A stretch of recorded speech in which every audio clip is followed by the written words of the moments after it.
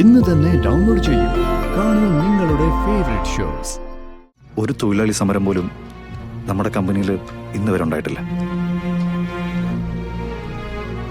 എല്ലാ ആഘോഷങ്ങൾക്കും നമ്മുടെ തൊഴിലാളികൾക്ക് മനസ്സ് നിറയെ നമ്മൾ സമ്മാനങ്ങൾ കൊടുക്കാറുണ്ട്. കൺമുമ്പിൽ കാണുന്ന പാവങ്ങൾക്ക് ചെയ്യാൻ പറ്റുന്ന സഹായങ്ങളൊക്കെ ചെയ്യുന്നുമുണ്ട്. എന്നിട്ടും എന്താടോ മാണിക്കുഞ്ഞ് എന്റെ ജീവിതം എങ്ങനെയായി പോയത്? അതെന്താ വേണ്ടാത്തെ? വേണ്ടാത്തോണ്ട് തന്നെ. അങ്ങനെ വാശി കാണിച്ചാൽ ശരിയാവില്ലല്ലോ. എഴുന്നേറ്റ് അവിടുന്ന്. എന്തൊരു കഷ്ടായത്. അമ്മ എന്തിനാ എന്നോട് ബഹളം വെക്കുന്നേ? നിന്നെ ഞാനിപ്പോ എന്തു പറഞ്ഞു? ഭക്ഷണം കഴിക്കാൻ വിളിക്കുന്നത് അത്ര വലിയ തെറ്റാണോ? നിനക്ക് എന്താ പറ്റിയെന്ന് പറ മോളെ. പറ്റിയതറിഞ്ഞ അമ്മ ഇപ്പൊ തന്നെ എനിക്കത് പരിഹരിച്ചു തരുമോ? നമുക്കൊക്കെ ഇങ്ങനെ വെറുതെ ഇരുന്ന് തിന്നുകയും കുടിക്കുകയൊക്കെ ചെയ്താൽ മതിയല്ലോ. ഒരാൾക്ക് പരിക്ക് പറ്റിയിരിക്ക, അതെന്തായി? നേരെ ചൊവ്വെ ഭക്ഷണം കഴിക്കുന്നുണ്ടോ അതൊന്നും ആർക്കും അറിയണ്ടല്ലോ. ഒന്ന് വിളിച്ച് ചോദിക്കാൻ പറ്റിയില്ല. എനിക്ക് വിലക്കല്ലേ. പിന്നെ മനുഷ്യൻ എങ്ങനെയാ മനസമാധാനം ഉണ്ടാവുന്നത്? എങ്ങനെയാ കഴിക്കാൻ തോന്നുന്നേ? നവീന്റെ കൈമുറിഞ്ഞ കാര്യം ഗോപാലൻ എന്നോട് പറഞ്ഞു. നവീന്റെ കൈമുറിഞ്ഞ നിനക്കെന്താ? അത് നോക്കാനും പരിചരിക്കാനും ഒക്കെ അവിടെ ഗാഥയില്ലേ? വിട്ടുകൊടുത്തിട്ട് പോന്നതല്ലേ. ഇനി എന്തിനാ സങ്കടപ്പെടുന്നേ? ഞാൻ മാത്രല്ലല്ലോ, മനസ്സില് പലരും പലതും ഒളിച്ചു വെക്കുന്നില്ലേ. അതിന്റെ പേരില് കരയോ സങ്കടപ്പെടുകയോ ഒക്കെ ചെയ്യുന്നില്ലേ. എനിക്ക് കുറച്ച് സങ്കടമുള്ള കാര്യമാണ്. അത് ഏത് വകയില, അതിന്റെ അധികാരം എന്താ, അതൊന്നും എനിക്ക് അറിഞ്ഞൂടാ. എനിക്ക് സങ്കടപ്പെടാൻ തോന്നിയാ ഞാൻ സങ്കടപ്പെടും. എനിക്ക് കരയാൻ തോന്നിയാ ഞാൻ കരയും. അത് കാണാൻ സൗകര്യം ഇല്ലാത്തവര് എവിടെയാന്ന് വെച്ചപ്പോ.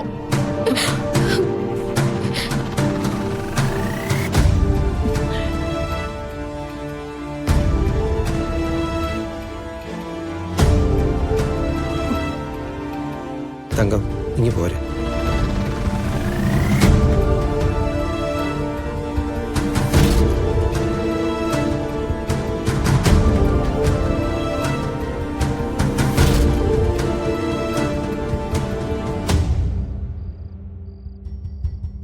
അവളുടെ അവസ്ഥ എനിക്ക് മനസ്സിലാവഞ്ഞിട്ടൊന്നും അല്ല സുനന്ദേ. അവളുടെ മനസ്സ് മുഴുവനും നവീന്. അവക്കത് മറന്നു കളയാനൊന്നും പറ്റില്ല. പക്ഷെ വാക്ക് പാലിക്കണ്ടേ? സത്യസന്ധത കാണിച്ചില്ലേ പറ്റൂ. അതുകൊണ്ടൊക്കെ ഒരുക്കി കഴിയ പാവം. എല്ലാം നമുക്ക് എല്ലാവർക്കും അറിയാം. പക്ഷേ കുഴങ്ങി പോകുന്നത് നമ്മൾ തന്നെയാ. കൃഷ്ണമോളുടെ അടുത്ത് ചെന്നിരുന്ന ഒരാശ്വാസ വാക്ക് എന്താ പറയാനുള്ളത്?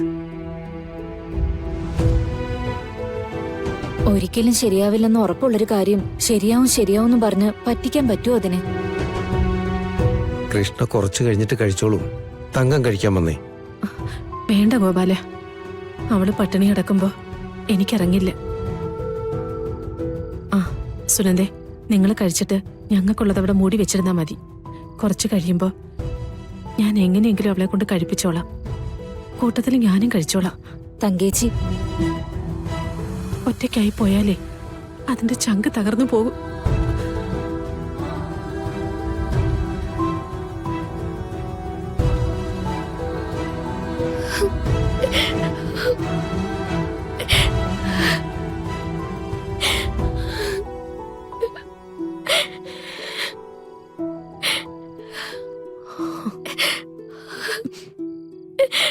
മോളെ,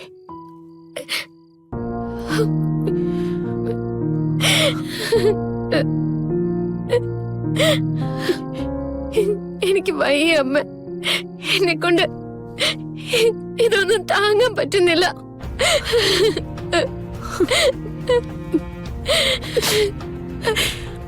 അമ്മയ്ക്ക് കിട്ടിയ ശാപം തന്നെ ചുമക്കുന്നത്. ഒരു കാര്യമില്ലാതെ പഴി കേൾക്ക, ഒരു കാര്യമില്ലാതെ വേദനിക്ക. പോട്ടെ മോളെ.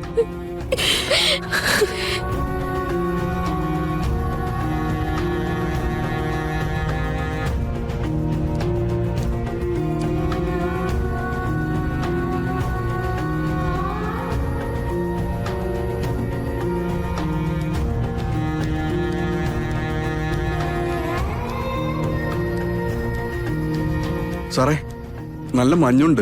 കൂടുതൽ നേരം ഇവിടെ നിൽക്കണ്ട, പോയി കിടന്നോളൂ. എടോ മാണിക്കുഞ്ഞെ, ഞാൻ നല്ല ബിസിനസ്സുകാരനാണ്. അല്ലടോ, എന്താ സാർ? ബിസിനസ്സിൽ ഒന്നാമതെത്താൻ വേണ്ടി ഞാൻ ആരോടും മത്സരിക്കും. അതിലൊരു വിട്ടുവീഴ്ചയും ഞാൻ കാണിക്കാറില്ല. സത്യമല്ലേ? സാറെന്താ ഇങ്ങനെയൊക്കെ ചോദിക്കുന്നേ? ഞാൻ അങ്ങനെ ചിന്തിക്കുമായിരുന്നു. ഞാൻ ആരെങ്കിലും കരുതിക്കുട്ടി ദ്രോഹിച്ചിട്ടുണ്ടോ? മത്സരം ദ്രോഹമല്ല.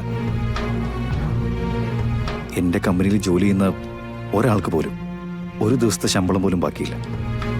ഒരു തൊഴിലാളി സമരം പോലും നമ്മുടെ കമ്പനിയിൽ ഇന്ന് വരെ ഉണ്ടായിട്ടില്ല. എല്ലാ ആഘോഷങ്ങൾക്കും നമ്മുടെ തൊഴിലാളികൾക്ക് മനസ്സ് നിറയെ നമ്മൾ സമ്മാനങ്ങൾ കൊടുക്കാറുണ്ട്. കൺമുമ്പിൽ കാണുന്ന പാവങ്ങൾക്ക് ചെയ്യാൻ പറ്റുന്ന സഹായങ്ങളൊക്കെ ചെയ്യുന്നുമുണ്ട്. എന്നിട്ടും എന്താടോ മാണിക്കുഞ്ഞ് എൻ്റെ ജീവിതം എങ്ങനെയായി പോയത്? കാർന്നമാര് പറയുന്നത് കേട്ടിട്ടുണ്ട്, മുജ്ജന്മ ശാപമാണെന്നൊക്കെ. അതുപോലെ വല്ലതായിരിക്കും. സാറ് നല്ല ടെൻഷനിലാണ്. Yes, of course. അങ്ങനെ ആയിരിക്കുമല്ലോ. ഇഷ്ടപ്പെട്ടൊരു പെൺകുട്ടിയെ കണ്ടെത്തുക, അവളെ പ്രണയിക്കുക, അവളെ സ്വന്തമാക്കുക, ജീവിതം അതോടുകൂടി സന്തോഷത്തിലാവുമെന്ന് നമ്മളെല്ലാവരും ചിന്തിക്കില്ലേ? പക്ഷേ എൻ്റെ അവസ്ഥ ഒന്ന് ആലോചിച്ച് നോക്ക്. എനിക്ക് സത്യസന്ധമായി ഒന്ന് ചിരിക്കാൻ പോലും പറ്റുന്നില്ലടോ. ഒരാളെയും ഫേസ് ചെയ്യാൻ പറ്റുന്നില്ല. സാറേ, 2 ധ്രുവങ്ങളിലാണ് ഞാനും ഗാഥയും ഇപ്പോൾ. ഓരോ ദിവസം അസ്തമിക്കുമ്പോഴും നാളെ എഴുന്നേൽക്കുമ്പോൾ എല്ലാം ഓക്കെ ആയിരിക്കുമെന്ന് കരുതും. പക്ഷേ പ്രത്യേകിച്ചൊന്നും സംഭവിക്കില്ല. പ്രശ്നങ്ങളുടെ ഇന്റൻസിറ്റി കൂടുന്നല്ലാതെ വേറൊന്നുമില്ല. സാറിന്റെ കാര്യത്തിൽ എനിക്ക് നല്ല സങ്കടമുണ്ട് സാറേ. സാറിന്റെ ജീവിതവും സാറിന്റെ രീതികളും ഒക്കെ കണ്ടിട്ട് കൊതിച്ചിട്ടുള്ളവനാ ഞാൻ. പക്ഷേ ഗാഥമാണത്തിന്റെ കാര്യത്തില് ഗാഥ നല്ലവളാണ് മണിക്കുഞ്ഞ്. അതൊക്കെ നമ്മൾ കണ്ടിട്ടുള്ളതല്ലേ. ഈ കുടുംബത്തിന്റെ നശിച്ച ശാപകതയുണ്ടല്ലോ, അതാണ് വില്ലൻ. അത് അയാളുടെ മനസ്സിനെ വല്ലാതെ മൂടിയിരിക്കുക. അങ്ങനെ ചിന്തിക്കുമ്പോൾ നമുക്ക് അയാളുടെ ഭാഗത്ത് നിൽക്കാനല്ലേ പറ്റൂ. കാരണം എന്താ?